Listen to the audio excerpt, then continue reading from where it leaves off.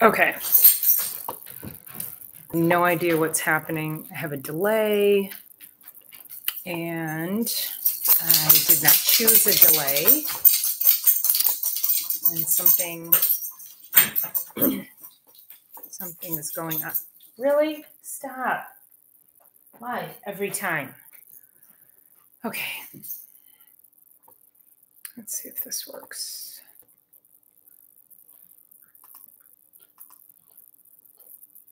Stop.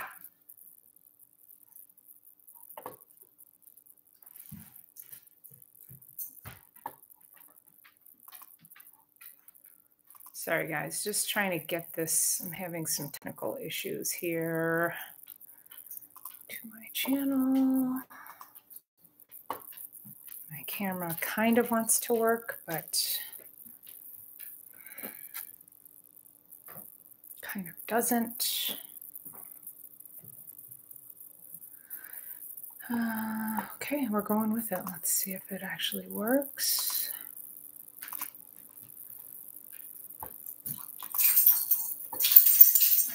Keep freezing.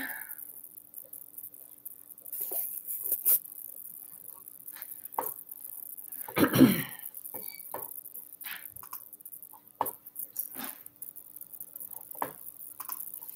right, I'm gonna just make sure I'm doing okay over here on my phone.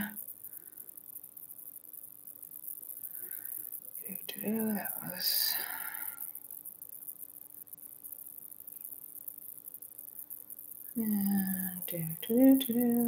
Yeah, we're talking allergies, so I want to make sure we get this out to you guys today.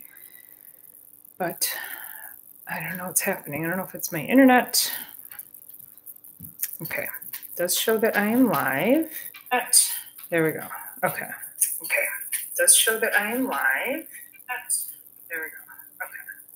Okay. And probably getting feedback there. Okay. I think we got it. Okay, hopefully that's good. Okay, good now, Ken? Thank you. Oh my gosh. Is the camera sketchy or is it just on my end? Can you see and hear me okay? Because I feel like max headroom, you know. Remember the video from the 80s? Okay. Good, Ken, give me a thumbs up. I'm good on audio and visual. Take a drink of my water. Get it rolling here. Okay. I don't know what's going on. Just yeah, having issues here. Okay. Yeah, I think my internet something's going on with my internet because it's just I can't refresh a page and trying to put the announcement out onto Facebook. Maybe I'll do that from my phone. Here we go. You're good. You just trying to put the announcement out. Okay. All right. Good. I'm going to share that. Copy link. See what we got going on in here. Okay. We are live. What did I call this? Okay, I'm good to go. Okay, thank you, Ken. I appreciate it. All right, let's see. Home remedies for spring allergies. I'm bummed because when I started the other one and it was working fine and then it stopped working, the camera stopped working. And so I thought I could just turn it off and go back into it, but it wouldn't let me. So I had to create a new stream. So that kind of stinks because the other one is all like, I've got all the words and the titling and everything in there. So that's kind of a bummer. I'll have to go back and do this after the fact. Okay. Let's see if that's going to work. Okay. Yeah, there we go. Beautiful. Okay. All right, off we go. We're just going to do it to that one spot and off we go. So today we are talking about spring allergies and home remedies. This is about the time when people are coming into the office and they're just, their eyes are itchy, they're really sinusy, a lot of mucus, a lot of clearing of the throat. I know I get that as well. And so with these allergies, oftentimes what happens is if you are somebody who ends up then taking like Claritin or Zyrtec on the regular, some people take it daily year round. Some people only take it when they need it. So if you're somebody who is taking it at all, then you need to listen up because we have some really great information that's going to help you understand that you are not deficient in Claritin or Zyrtec. And so I want to be able to help you manage your allergies without having to take dangerous medications. And yes, I said dangerous. They are over the counter, so you can walk in at any time in any store and get them, which makes them even more dangerous because we're self-prescribing just based on commercials from the pharmaceutical companies. So if you have any kind of allergy symptoms whatsoever, if you've been tested and you know what you have sensitivities or what you're allergic to, then pay attention. I had a patient come in last week or a couple weeks ago, and I mean, she was a mess, just, super sinusy and her eyes were puffy. That's another big telltale sign, either puffy eyes or sunken eyes, dark circles under your eyes. And she was like, it's the weather. It's the weather. And I looked at her and I said, if it's the weather, then why you and not me? So think about that. And this happens in families too, is that sometimes in families, some people will have allergies that are worse than other family members. So it's not genetics and it's not the weather. It's your body's inability to fight off what is in the environment. And when it doesn't have the ability to fight off what's in the environment, we have to ask, why or why not? Excuse me. So speaking of which, so as we go through the allergy season, I want you to recognize that it's probably coming from your gut. I know I sound like a broken record when I say that, but the stronger your gut health, the more it's going to actually help your sinuses and your allergies, because there's this gut-brain connection. These two, they communicate with each other. And so the gut is telling the brain what to do, the brain's telling the gut what to do. And when there's an improper balance of bacteria in the gut, it's going to create more mucus for you. It also impedes your immune system's ability to actually fight off any of these pathogens, these allergens. So one of the things I wanted to talk about is cross reactivity, excuse me, of allergens. What does that mean? That means if you're allergic to one thing and you're exposed to something that maybe shares a protein or something within this other thing that is similar to the thing you're allergic to, you're probably allergic to the other thing too. And so I want you to pay attention to that, especially environmentally. So I have a couple of lists here that help us understand what you're allergic to and what foods you should actually avoid in order to make sure that you are putting the power in your body. So if we look at, let's see here, I'll start with the environmental one. Okay, so if you're allergic to grass, some people come in, they say, I'm allergic to grass or I'm allergic to trees. So if you think about really how ridiculous that is, I'm not saying your allergies are ridiculous. I'm just saying that, you've been given a diagnosis, or you just know that when the grass starts to grow or the trees, the buds are coming out on the trees, you know that that's when your allergies flare up the most. Well, you're allergic to that's everything, right? So you can't even walk outside and enjoy a walk outside. And some people are like that. They're so highly affected that they cannot even be outside when the pollen is flying. So if you are allergic to grasses, then these are the foods that you need to be sure you are not having at the time that that, I would imagine grasses now, like people are going to start to mow their lawn. So even though it's growing, now we're going to start to mow the lawn, and then, the seeds and the pollen or the allergens from the grasses start to fly. And then there's other types of grasses as well, not just your lawn grass as well, but wild grasses and things. So So if you're allergic to grasses, you need to also understand that it could cross-react with legumes. So what are legumes? Beans, lentils. It's any form of bean, chickpeas. Those are all legumes. Navy beans, kidney beans. So that anything like that. Peas, apples, carrots, celery, all grains, and cottonseed. Now, cottonseed is in everything. So cottonseed oil, it lives in processed foods. So you're going to want to read those labels. Probably want to just avoid the processed foods to begin with, because sugar in general is going to flare this up. Now, I want to go back also on that list, apples, that a lot of kids have these allergies.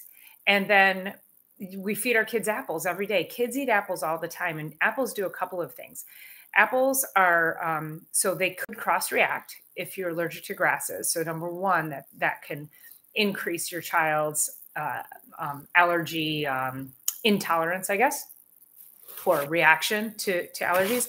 But the other thing that apples are they're salicylate forming foods, so they're aspirin mimickers, and some people and a lot of kids have issues with salicylate forming foods, so apples and grapes. And what are like the two biggest foods that kids eat, right, for snacks? Apples and grapes. So you'll want to think about that if your kiddos have allergies as well, that you got to find some other foods for them to snack on, other healthy foods. If you are allergic to ragweed, now ragweed's a big one. It seems like that's probably the number one thing that everybody's allergic to, and that just flies at all times. So that could cross-react with melon, lettuces, banana. How many people have a banana in the morning? Milk, eggs, mint, and chamomile. Now let's talk about dairy in this category. If you have any kind of sinus, mucusy, allergy, anything like that, you want to avoid dairy at all costs. So no yogurt, no cheese, no milk. I'm pretty much anti-dairy to begin with, unless you're getting it raw milk. We've had that conversation on a previous live, but you definitely want to look at check my chat there. Okay, so you're going to want to make sure that you're eliminating or avoiding your dairy. And again, what are we giving kids? I mean, this is a huge reason that our kiddos are so sick and that they have so many issues with allergies, is that we're giving them all of these highly allergenic foods. We're polluting their bodies with just a barrage of medications. If they get a sniffle, you give them a medication. If they have an ear infection, they get a medication. If they have a headache, you give them a medication. If they have stomach ache, you give. I mean, it's like, and it starts from, I have a 6-month-old baby that I'm taking care of, and she's already been on at least two rounds of antibiotics for ear infections. So, we're trying to build her gut, and those medications will tear down what we're trying to build. So think about, we're trying to build up good immunity through the gut lining, laying down a good terrain there. And we don't want to come in with any kind of like fertilizers, fungicides, things like that are going to kill it off. So, making the reference to your lawn. If you see my lawn, my lawn is, there's all different kinds of grasses. There's chickweed in there. I have violets. I have dandelion. I have all kinds of stuff in there. So, my neighbors probably don't like the fact that I have weeds all in my garden or in my lawn, because they all spray, and all of my, the puffballs from the dandelions fly over there and get into their lawn. But it's okay. I'm going to stay safe on my side of the road. So avoid the dairy. So that we can get the mucusy down. So I went off on a tangent there with kids, but a lot of this is really going to apply not just to adults, but a lot to the kids. And it might even bring a light bulb up of why does your child have such bad allergies? And, a lot of times people will go and get allergy shots. People have said they're effective, but then other people I don't know, I don't really know if it did anything. And I should probably give you the disclaimer now that I'm not giving you medical advice. I'm just offering just a viewpoint, and, and sometimes it's entertaining. So, But these are just, this is informational. So take it for what it's worth. And then you can go do your own research and then make a choice of what's best for you and your family. Here's another one, mugwort and sage.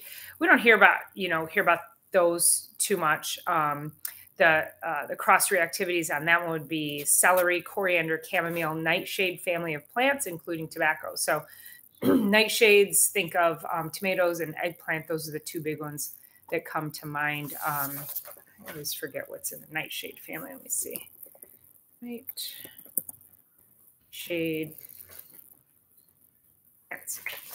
I think like potatoes in the nightshade family. Tomatoes, eggplant. Potatoes. Let's see what else is in there. Belladonna, which is actually, we use that a lot for homeopathic remedy. Some peppers, so you might want to look at, some pepper plants. Let's see, I'm going through the list here. Tomatillos, that would be part of the tomato family. A lot of the tobaccos, but jalapeno, so there's your, so you can just look that up. But again, they tend to be highly allergenic. So you want to start to look at just eliminating those from your diet. Marsh elder. So wheat could be cross-reactive. And of course, on the flip side of that, so this is my environmental allergen list. And then next to it, it says may cross-react with foods. And then on this side, this one tells me some foods, but then it shows me all the foods that could cross-react with it. So we'll go through that real quick too. So let's see. So trees, birch and alder, foods that could cross-react with that. Hazelnut, apple, carrot. There's our apple again. Carrot, celery, orange, potato, beef, yeast, soy. So, again, it might be a good idea just to start to think about scaling out the nightshades to begin with. The salicylate foods. I was thinking about the apple there. Cedar, milk. There's our dairy again, and mint. Mint was also up there with the ragweed. So you want to avoid mint, and mint can be hidden in stuff, or you think, oh gosh, I'm going to have like peppermint tea. So you want to avoid that. Elm, chestnut, egg, apple, oak, corn, and banana. There's our banana again. Where was that? That was with the ragweed. And, you can have probably, if you're not just allergic to ragweed, but you probably might even be allergic to, cedar or elm or something else. So, or oak. Pecan, you want to avoid lettuces again. Now, here's an interesting one. Poison ivy, oak, and sumac. So those cross reactions would be pork and black pepper.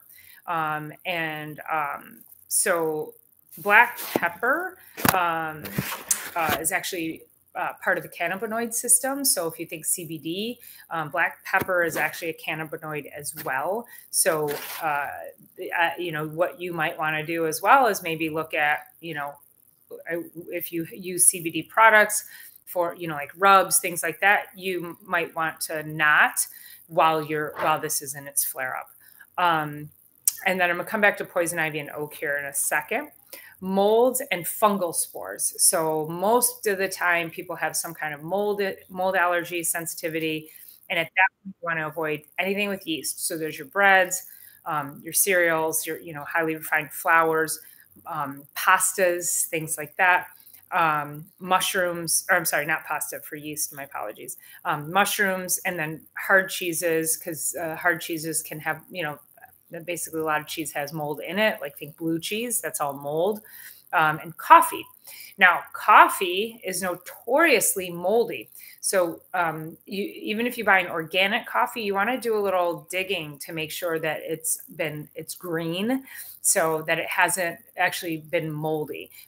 Coffee and tea can be highly moldy, meaning like it sits in the bins. This is before it gets roasted, sits in the bins, it gets mold on it, if it sits there too long, and then it goes into the roaster. And when it gets roasted, then now it's just baking in the mold onto the coffee. So think about this. If you drink coffee in the morning and you get a little stuffed up, or you get a little you know, like that kind of a thing, you might be drinking moldy coffee. You're going to want to look for more green coffee. You want to look for organic, low acidity, and no mold. And if you just do a Google search on there, there's a bunch of companies that come up. The one company that I use is called Life Boost.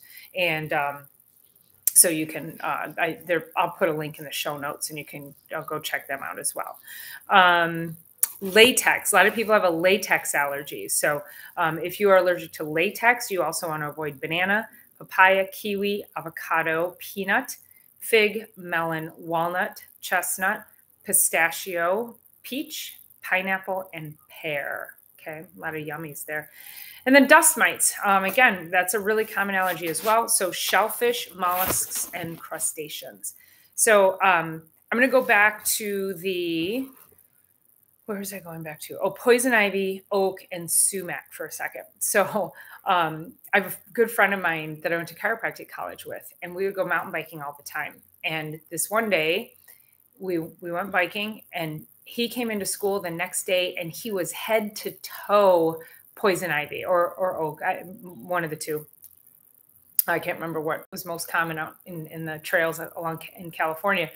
And I looked at him and I said, "What happened?" He's like, "We went through, poison ivy at some point."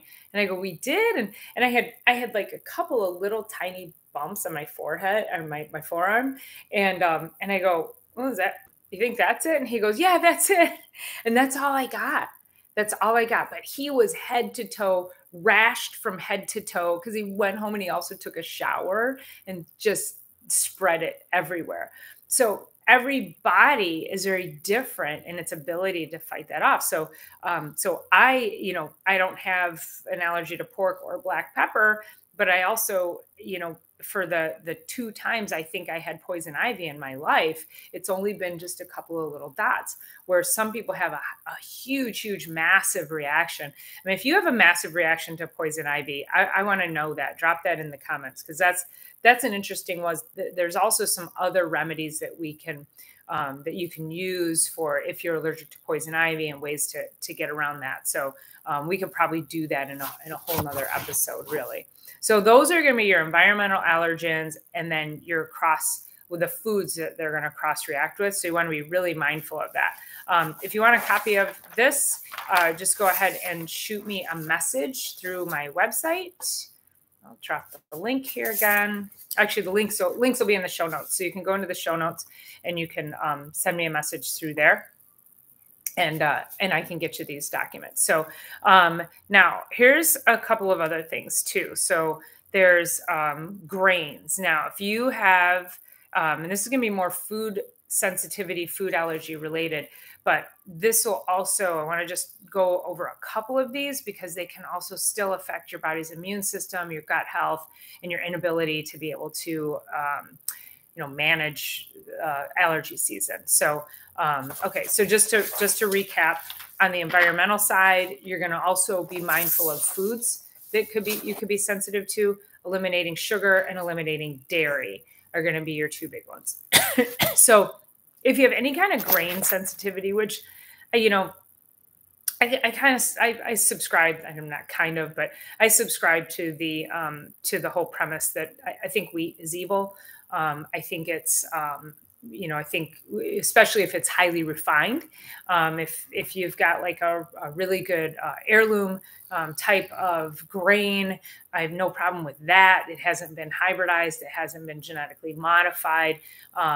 Good, healthy sourdough that's been properly naturally fermented, using a good high quality whole grain flour that is, again, heirloom variety, totally fine. But these, we get into these like highly refined sources of flour and grains and breads and cereal, and this is where we start to really get an issue with our gut.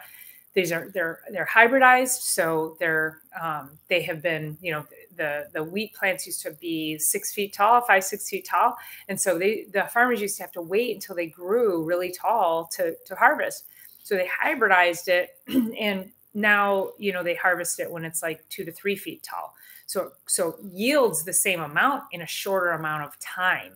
And what happens when they did this, a number of years ago, 50 plus years ago, that our bodies genetically don't recognize it. So it's genetically different enough for us, and we haven't evolved enough to recognize it. It's too new for us. So, maybe eventually our bodies might catch up to it and form some kind of a, genetic cohesiveness with it. But, in our lifetime, I don't know. But in the meantime, I think we just need to avoid it before, because it can make people really, really sick. So if you have any kind of grain sensitivity or any kind of allergy whatsoever, seasonal food, any of those things, all the grains, you might want to do a grain cleanse of sort, right? So elimination diet and get rid of all the grains.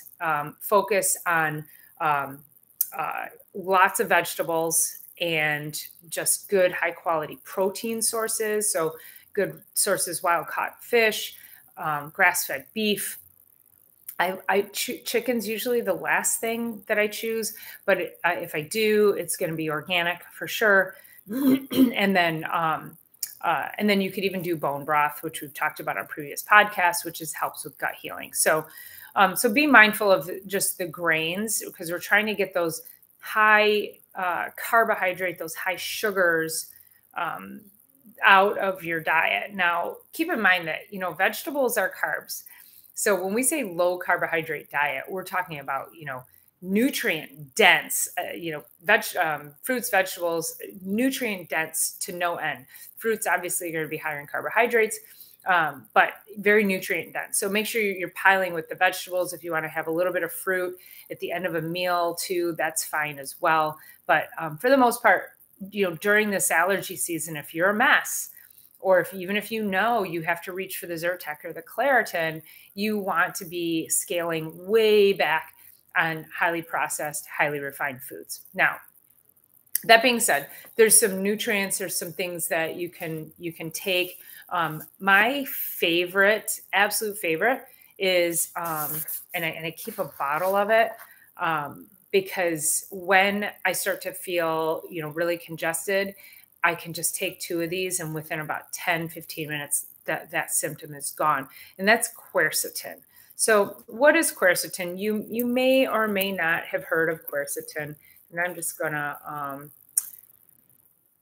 go ahead and pull this up. So it's a flavonoid, which is a plant chemical, and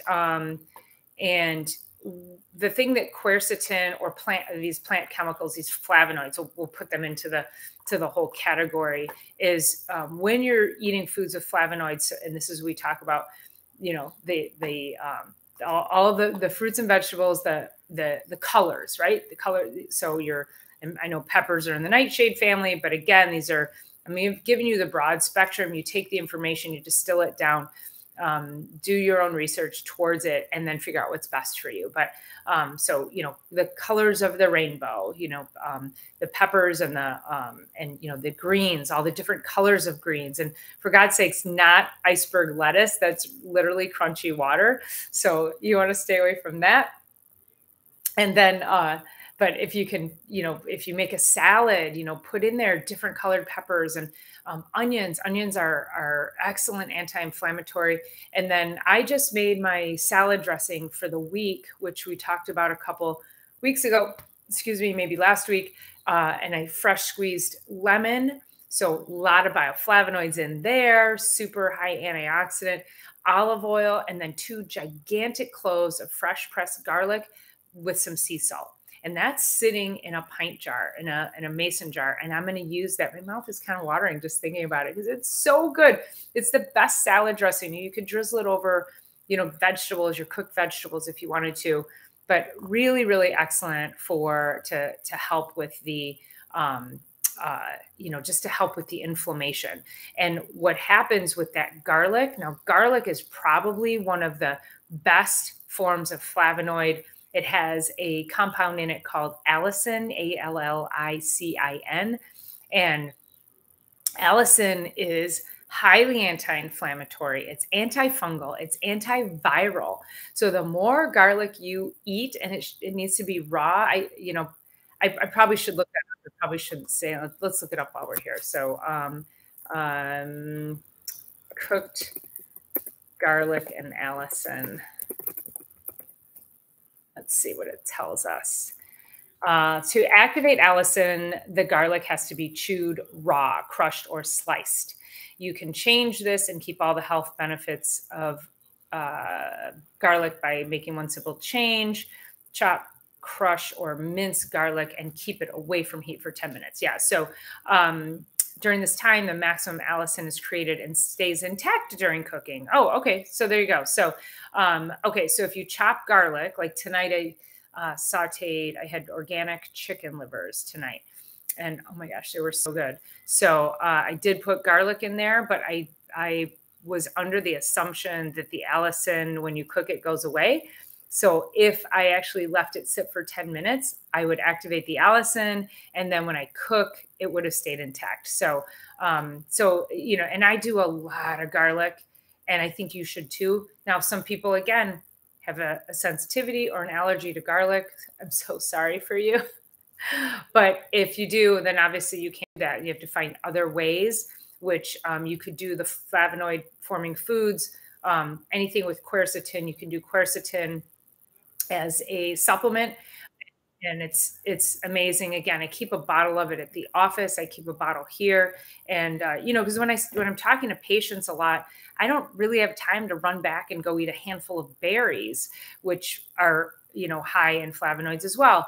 You know, I've got to be able to talk to that patient, but I can pop 2 capsules of quercetin, and it has a antihistamine effect. And so that mucus immediately starts to dry up. So I highly, highly recommend that you get yourself, let's see. I'm gonna drop a link here. There is a link to my online store in the show notes, and you can get just straight quercetin there. There's another product on the online store, and it is called Immune Active. And these are all products through a company called Metagenics, probably one of the best companies in the country.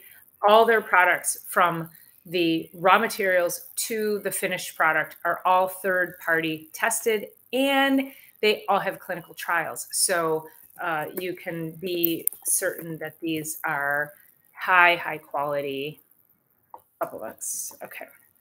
So here's Immune Active. Now, Immune Active has N-acetylcysteine in it, which helps with viral replication. So if you know, this is what I was giving my clients during COVID. And hey, Kenny, how are you?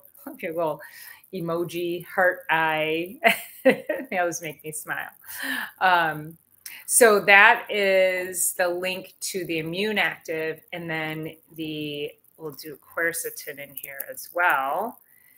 And there is quercetin in the Immune Active. The reason I keep a separate quercetin on hand is because the Immune Active also has zinc in it. So it's excellent immune defense, the Immune Active is.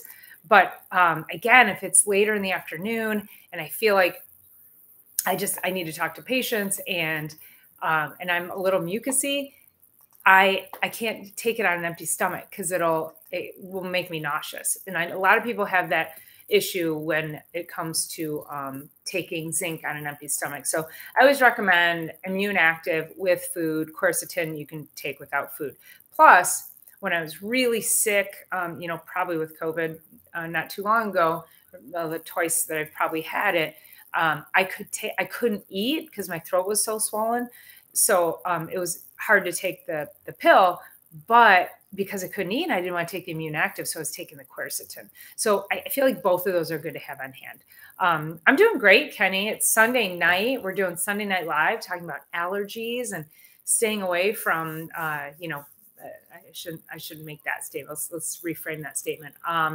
Learning ways to support your health so your body can know what to do when it comes in contact with allergens like pollen and ragweed and all that good stuff. So 'tis the season, you know, everybody's walking to the office, just a literal mess. So, so anyway, And then there's things like nettle tea.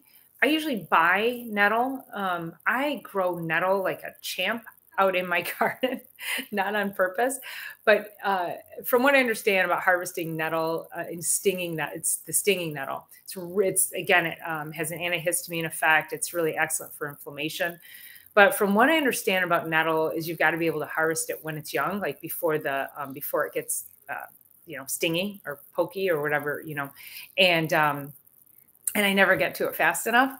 And now, I'd have to look that up. I'm sure somebody is going to know something. I have to ask my buddy over at Food Forest Permaculture. He might know using nettle, taking mature nettle. I think you can still take mature nettle and be able to, somehow, I don't know if you boil it or steep it, but there's a way to utilize the mature nettle. In the meantime, I just usually buy it from Amazon. The other things too would be like dandelion. So I do dandelion tea. Again, I just buy it because I have my lawn cut too, right? So in fact, I have a beautiful bunch of dandelion. It's about this big and it's growing on the side of the house. And so I'm letting it grow and I'll go pick that and I'll use that. I'll probably dehydrate that and use that for dandelion tea. It's an excellent prebiotic, which is the food for your gut bacteria. So it can really be helpful for digestive issues. So, so dandelion's great. Again, you can purchase that as well. Other things for, so fermented foods. Now, if you have any kind of gut issue and you're trying to restore your gut, get it to heal and seal, because we get these holes in the gut. We call that leaky gut or intestinal permeability, that if you want to seal up the holes in the gut, fermented foods can help, but they can also make it worse. And if you go back onto my page, I did a video on probiotics and it says, don't take probiotics if you have this. And I'm referring to just that, like leaky gut so badly that you have a situation called SIBO, where you have bacteria in the small intestine where it shouldn't be. And so you could try fermented foods, sauerkraut, things like that, but start small, just start with just a little bit of, like a tablespoon of fermented foods before you, and then see how your body responds to it. Because otherwise your intestines could just blow up because it's food for the bacteria in the small intestine and it'll go nuts and you'll be so uncomfortable. So, hey, Peace Journey, thanks for being here. Nice to see you on a Sunday night. I'm gonna take a drink. You guys, this is like my favorite carbonated water. Do you guys drink this at all? Topo Chico. So it's in a glass bottle, which I like. I usually drink, trying to get away from LaCroix, all that. Yes, Ken, dandelion is excellent for your gut. And again, you can get dandelion tea. You can get chickweed tea. You can buy chickweed, even though it grows wild in your lawn. I did it when I did my garden tour video. I showed you guys all the chickweed that's growing wild. So I'm letting it grow up a little bit, and then I'll go ahead and harvest that. And I'll make tea out of that. I'll dehydrate that and I'll make tea. If I run out, I buy it from Amazon. But again, I'm trying to do as much within my own environment. I don't want to have to buy, stuff off of Amazon. So, yes, nice to see you too. What'd your daughter love? The chickweed, Peace Journey. I love chickweed. It's so good. It's earthy. It has, it's like grassy. The water. Yeah, this water. Yeah. I love it too. It's so good. It's the best carbonated water. Yeah. So going back, Ken, is dandelion good for your gut? It's excellent. So, it's, prebiotic, good prebiotic, helps to lay down, it has the inulin in it, which that's your prebiotic. So that feeds the gut. Yes. Dandelion tea. Kenny, you cannot put Miracle Whip in it. Okay. So Kenny and I had a battle over Miracle Whip or mayonnaise. So what is it, guys? Is it Miracle? You thumbs up for Miracle Whip, thumbs up for mayonnaise. So I'm calling you out. I'm so calling you out. I think he wants to put Miracle Whip in his dandelion tea. Dandelion tea is so good. Oh, I'm so glad you said that, Peace Journey. I use local produced honey to combat allergies, and yes, and you're interested in other remedies. Perfect. So that's what we're talking about today. You might want to go back and watch at the beginning, but let me talk about honey real quick before I go back. So yeah, go with the Miracle Whip and the Dandelion. Yeah. So um, so local honey, the reason local honey is so good for allergies. And again, thank you, Peace Journey. I knew I was forgetting something. I wanted to make sure I hit on garlic and the dandelion and the local honey. Is because your local bees are going and they're collecting pollen and making honey from most of the things that you might be allergic to. And so it's the idea is that if you have something in a small dose, it'll help your body to build up a resistance. And so when you're eating the honey from your local bees, then you're almost inoculating your body. Plus, honey is incredibly antibacterial. It's antiviral. I mean, you can use honey on a bee sting. You could use honey on a scrape. You could use honey, you do a honey mask for your face if you have uneven skin or, redness and rashes. Honey is an excellent external and internal healing agent. So yes, I mean, don't be afraid to use honey. Get it locally. Yes, Kenny, you're doing something right. Yes. So Duke's Mayo, Peace Journey. We just had this conversation the other day. So Duke's Mayo on the label, I was super impressed because it's probably the cleanest mayo. It's not the cleanest. I'll tell you what the cleanest is, but it's super clean. It didn't have any garbage in it. I didn't like the flavor. I was like, what is wrong with it? And people love it. And I'm sad because, if you've been watching me, you know that I'm always looking at the clean stuff. So my favorite one here, I'll show you my favorite one.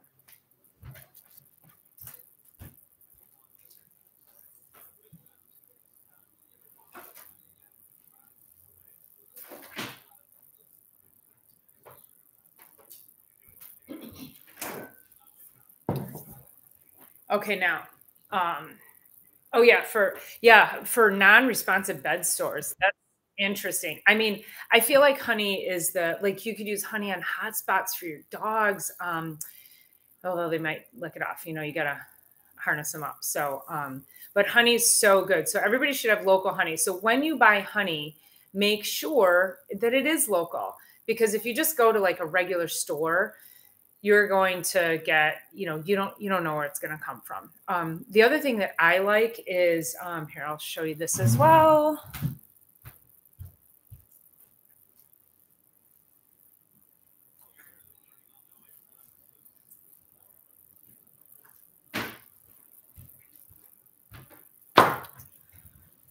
So, what did we say? It's Hellman's. Are you trying to guess what my mayonnaise is? No, I'm not going to show you just yet. But a quarter, it's Hellman's. No, not Hellman's. So my honey, I like raw, unprocessed. So it looks like that. And it's, when you open it up, I mean, it's so, look at that. Isn't that beautiful? Oh my gosh. Like, I just want a little bite of that right now, right? Isn't that gorgeous? Yeah. And I love to get my honey from a local person. I really want to do bees one day. I think bees would be great to have. Okay. So, let's see. It's my secret weapon against, you're a nurse and it's your secret weapon against best sore. Oh my gosh, that's so funny. Do they know you're putting honey on them, or you just go, hey, hang on, roll over. Let me put this on you. Yeah. So I don't know. I don't know if it's like, Kenny, I don't know if it's like psychological, but I feel like this tastes better. And there's some days, hey, Gemma, how are you? Nice to see you. There's some days I'll wake up and I intermittent fast. And so if I want to go on a longer fast, but I'm like, might not feel, if I feel a little, nauseous if I wake up in the morning but I don't feel like eating, I'll do like a half a teaspoon of honey. Now I know that is, breaking the fast, but it's like, how much, sugar do you have to eat in order to completely break the fast? So hard to say, right? Does it taste like the golden honey? It's just different. Each honey's different. Now, my favorite honey is actually buckwheat, which is not a local honey, but I'll still buy it because it's amazing. And then of course there's, oh my gosh, I'm losing my mind. It's really, really expensive honey. I'm just drawing a complete blank in my brain right now. Think about it. Manuka honey. So Manuka honey, super expensive. I believe it only comes from Australia, but when I buy that, that is only to be used if we're super sick, or again, like, scrapes, cuts, things like that. But Manuka honey is highly, highly medicinal and effective for immunity. So no, it's not a stupid question at all, Kenny. So the beauty of honey is that depending on the bees and where they've harvested the honey, all honey tastes different. So so it's actually a really good question and you'll be able to taste the little nuances from honey to honey once you start to get into it. And then like Kenny, if you find somebody who sells honey, there's actually a woman here at the Walled Lake Farmers Market near me, and she sells honey, but she sells the honey sticks. So you can find those in different places. And it's just, don't buy the ones that are like fake flavored, but she sells the ones that are just specifically like different flowers, like, orange blossom, or I don't know, whatever, find something else. So I can't think of off the top of my head. And the skeptical ones are just so blown away by the rapid response and healing. I love it. I mean, it's so true. Yeah. Manuka honey. Yeah. And yeah. So Peace Journey, have you had buckwheat? I mean, buckwheat is like, and Kenny, you would definitely tell the difference between buckwheat honey and just your regular honey. It's so, so good. You're today years old when I learned that honey from different areas tastes different. Good. I'm so glad. Hey, and listen, I appreciate that you asked the question. You're like, it's a stupid question. It's not at all. Like it's a great question, because I think a lot of people don't know that honey from different flowers has a totally different flavor. I love orange blossom honey too. That's one of my favorites. Okay. Here's my favorite mayo is the Primal. There we go. The Primal Kitchen. And I don't know if you've had this or not. You guys, it's $10 a jar. Okay. It's not cheap, but I like mayo. So my next venture is to make it myself because I like it so much. But this is, so the ingredients in here is avocado oil, organic eggs, organic egg yolks, organic vinegar, and sea salt and organic rosemary extract. Done, right? So there's no, and I don't have a low quality mayo to read to you, but it's so creamy and rich, and I think maybe it's just the avocado gives it that creaminess to it. So then I bought this one, and Primal Kitchen also, okay, garlic aioli.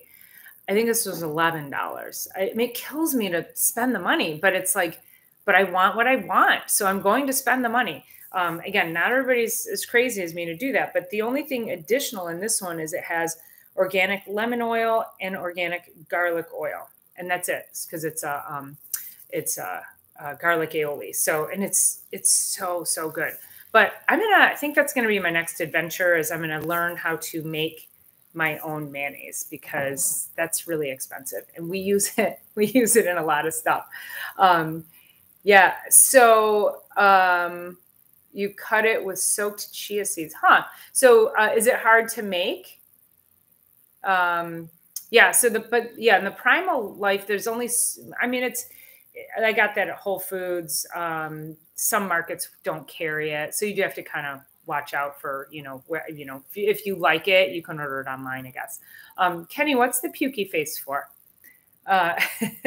It's dark in color and taste and visceral. I don't know what that means. I find it like, oh my gosh. I just want to let it sit on my palate. I just want to suck on it like a lollipop. It's so good that we're talking about the, yeah. Miracle Whip is nasty. Must have been based on it. I'm so sorry, Kenny. I'm just completely threw you under the bus. we, I was at a friend's house years ago. I shared this story with Kenny, and my girlfriend and I, her neighbor brought over spinach artichoke dip, and my girlfriend and I, we both tasted it, and we were like, this is gross. It's the worst spinach artichoke dip we've ever had. Why is it so bad? And turns out her neighbor made it with Miracle Whip because she had no idea there was a difference between Miracle Whip and mayonnaise. Oh my gosh. Okay. So egg whites, spice it. You don't use the yolk. You're supposed to use the yolk, right? To make the yeah, I know. Good story. Yeah. It's outright blasphemy. That's hilarious. Yeah, I think you need the yolks. There's yolks in here. So there's eggs, yeah, avocado oil, organic eggs, and then additional egg yolks. I think that's what mayonnaise is the egg. How are you making it with egg whites? I think that you're making a meringue. Can't stand what's that? Miracle Whip? You can't stand Miracle Whip? I hate it too. Can't stand it. Same thing, raised on it. Miracle Whip with a fried bologna sandwich, okay? Which, if I remember correctly, was amazing back then. But I would never eat it with like a piece of like crunchy water, iceberg lettuce, a couple pieces of that on there. But it's the food of the gods. But, raised on, my mother was raised on, we were raised on food stamps because we were poor growing up. So we ate a lot of fried bologna on, Wonder Bread with Miracle Whip and iceberg lettuce. And, was what it was. But God bless my mother. She even fried the bologna to try to make it fancy. We thought it was fancy. We're like, yes. If I ate a fried bologna sandwich today, I might like hurl, but I remember it tasting really good. It's kind of like I remember a McDonald's Big Mac tasting really good, but the thought of that would disgust me. And if you put a gun to my head and said, eat it, it would ruin the fact that I remember it tasting good. Yeah, it's interesting. I just thought mayonnaise was the yolks. I didn't realize that you put the whites in there either. But I guess, yeah, there's eggs and then additional yolks. So yeah. Yeah, perfect. Miracle Whip and pimento cheese sandwich here. Ew. Straight up mayo. Straight up mayo. So, okay, so we digress. So we just to recap, and I'll probably come in next week and talk about some other remedies and things that you can use. Today, I wanted to really make sure that you guys had the tools to use food first, because that's really the, that pimento cheese. Oh my God. That's also a childhood thing, is the pimento cheese. But I wanted you to understand about food first, healing you. That's always the message, right? So even though I dropped a couple of supplements in here, those are go-tos. Those are, they're not going to be your primary. Let's try to do everything we can first through your food and your lifestyle, and then we can come in and fill in the gaps with the supplements. So for anybody who jumped on late, if you wanted to grab, so I have this, this sheet is called Common Cross-Reacting Allergens. So it's your environmental allergens. So it shows the things that you would be allergic to in the environment: grasses, ragweed, trees, cedar, elm, oak, birch, alder, poison ivy, oak, sumac, molds and fungal spores, latex, dust mites. And then it shows the foods that if you're allergic to those things or have an allergy or sensitivity to those things, that there are certain foods that can cross-react as well. So if you're eating those foods during high pollen season and you're feeling like, wow, my allergies are particularly bad, it's probably because you got to eliminate these foods. So if you want to get a hold of this, just go, I'll have a link to my website in the show notes, and you can go ahead and drop me an email through my website, and I can go ahead and send you that document. Mom was poor and I liked pimento cheese. Yeah, I mean, we were raised on pimento cheese, Pop-Tarts. Pimento cheese was fancy, right? Right? You have eyes that don't match. Oh my gosh. Yeah, but it was fancy back in the day. And we had Pop-Tarts, and then one day my mom said enough is enough, and we never had another Pop-Tart. That was that. So no more Captain Crunch. If you guys go watch my TED Talk, you'll see it was like my mom just cleaned out the house because my brother was hyperactive. And do you have eyes that don't match either, Kenny? Oh my gosh. You guys are like kindred spirits here. So anyway, okay, it's 7:05. We've been going for just about an hour because I got on late because I had technical difficulties. So you'd have to go to the neighbors and raid the gardens. Yeah, I remember doing that one time. I was at a girlfriend's house and we went into, he had this huge garden, her neighbor, and we stole cantaloupes. It's two tiny little cantaloupes. I don't know how old we were, maybe 7, 8 years old. And it was an old man. He had no family there. It was just him in this giant house in this gigantic garden with all these cantaloupes. And he saw us and he came over and he knocked on the door and he's like, your girls stole cantaloupes. And he made us give back the cantaloupes and apologize for stealing his cantaloupes. Like, okay, I get it. We stole. We should have apologized, but he could have let us keep them or maybe bring us some later. I don't know. But it's like, what's he going to do with all of that? Right. So one is green. The other is half green and brown, nutritional deficiency. Did Peace Journey, so were you born like that or did that develop? Because yeah, if that's nutritional deficiency in your mom, then yeah, I mean, we see all kinds of interesting things with nutritional deficiencies today. A lot of birth defects, and then there's the methylation issue, genetic methylation issue, which is a whole nother, we can talk about that on a whole nother episode. You forget about it unless it's pointed out. Do people give you a second look when they meet you? I bet it's pretty cool though. Yeah, I bet it's pretty cool. So I know mean old guy Kenny, right? Yeah, crotchety old man. Come on, let the little girls have the cantaloupes. I mean, we should have asked him. I know it's all in the lesson, right? Whatever. We just wanted a cantaloupe. So, it developed. Okay.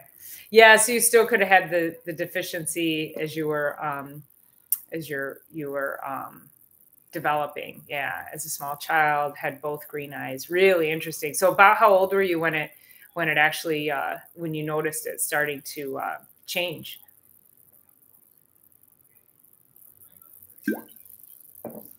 And then do you have kids? Do your kids have the same thing? Interesting. Yeah. Let's see who else is on here. Yeah. So, a lot of, and again, like going back to the allergies situation today, it's one of those things where it's like, that's nutritional deficiency. So all of these things point to nutritional deficiency. Green eyes are much less common. Oh, good point, Kenny. Look at you. Yeah. Nice. Kenny's like all into it with his questions and comments. That actually is a really good point. Like got the total recessive green eyes and then it shifted. So yeah. Interesting. Oh yeah. Those darn hormones, they do all kinds of things, right? And none of your children have it. What color are your children's eyes? Do any of them have green eyes or they all have brown eyes? Be curious there. Yeah. Interesting. Oh, I just looked. One is half green and half brown. That's really interesting there. Yeah, I had a smarter than I appear to be. Well, if the Miracle Whip conversation's any indication. Oh no, I take that back. Okay. Yeah. So I mean, I've had patients who've been so severely I'll say malnourished because that's, lack of nutrients and, and it's heartbreaking to me when the babies are born and they have, heart defects, or I had one woman who gave birth to a baby that didn't have an anus, had to have an anus rebuilt. The baby was on an ostomy bag, and also had a heart defect. I have a woman who had come to see me 27 weeks pregnant, taking a prenatal that is, so when you're pregnant, first of all, preconception care is huge. So women of childbearing age should be taking enough nutrients and taking care of themselves so that they have enough nutrients to give to the baby when they get pregnant. And so this one was 27 weeks pregnant, had only started to take a prenatal when she got pregnant, and was only taking a prenatal that had like 500 micrograms of folate, which for pregnancy, it should be 1,000, and it should be a form called methylated folate. So specific form, so it's highly bioavailable. So she was taking a very cheap form of prenatal that didn't even have enough nutrients for the baby. Now, the scary thing is, then I said to her, listen, we have got to get you on a much higher quality prenatal. So I made a recommendation for her, told her, this is what you need. We've got to, because that folic acid is critical, or the folate critical for brain and nervous system development, which controls and directs everything else in the baby, in the development. So critical. And so about a week later, and I had seen her, and I asked her if she had, placed her order yet. And she said, no, we've got some things. We have to buy a bedroom set for the baby, and we got to buy this, and we got to do that. And I just don't think it's in the finances. And I looked at her and I said, you're growing life, period. Like, you're growing life, right? I mean, put the baby in a bassinet for 6 months. You don't have to spend money on a crib, right? The baby's not going to be in the crib anyway. But that's my rant. When you are pregnant, when you are preconception, you cannot skimp on the nutrients because you are growing life. So yeah, it's my rant. Let's see. I always thought heterochromia. I don't know.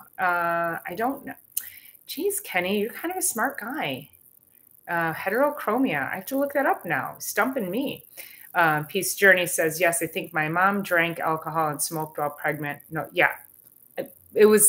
I was born in the 60s. I'm pretty sure my mom did too, right? So doctors recommended smoking. I know, isn't that crazy? Yeah. And drinking, right? I know. Yeah, smoking was healthy for you, for sure. The Surgeon General says. Yeah. And now the packets say, dangerous to pregnant, right? No.